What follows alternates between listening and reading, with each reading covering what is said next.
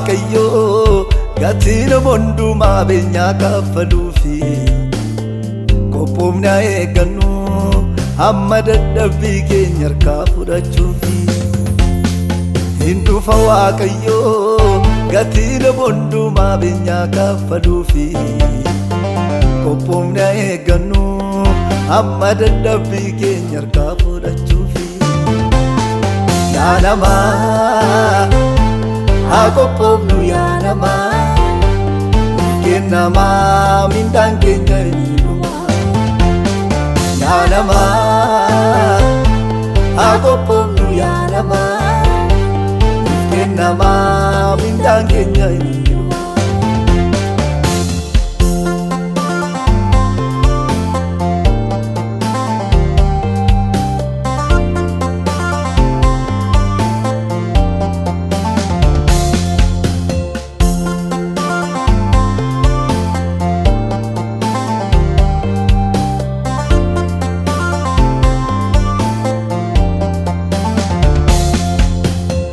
Qophoofnu ofaa ilaallu waan biraarraa ija keenya qabnu hamma laataa gatiin keenya nuuf kennama mindaan keenya.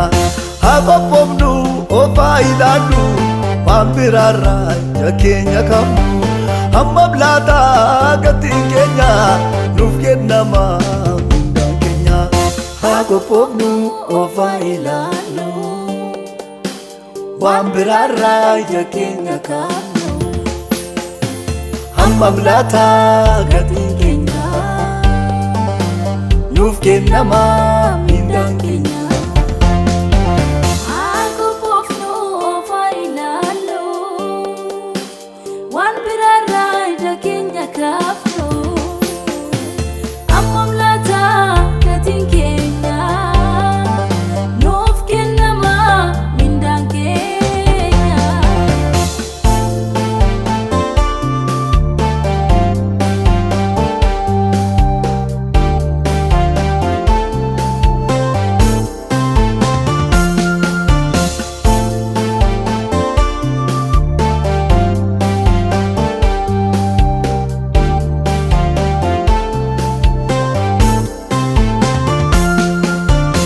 Eessa jirra garam jirra maal gochaa jirra ofaa ilaallu ofaa qorannu kam keessa jirra. Eessa jirra garam jirra maal gochaa jirra ofaa ilaallu ofaa qorannu kam keessa jirra.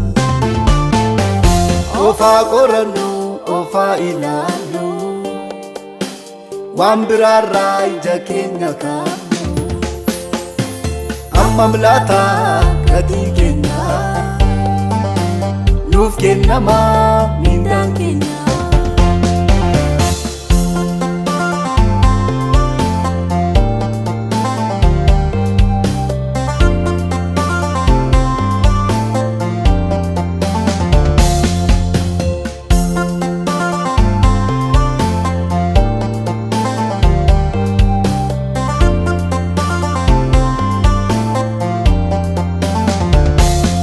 Durboonni kudhanii shan gowwaa turanii shanaaf shaalomanii warri gowwoonni sun utuutti yaadiin ibsaa isaan fixanii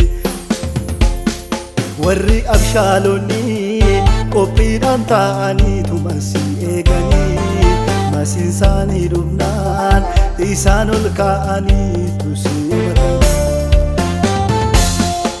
Mee itti yaadnu dhaabbanne dhufaatii gooftaa hubanne karaa dhugaa sanaan deemne masiicha eegna qophoofne. Mee itti yaadnu dhaabbanne dhufaatii gooftaa hubanne karaa dhugaa sanaan deemne masiicha eegna qophoofne.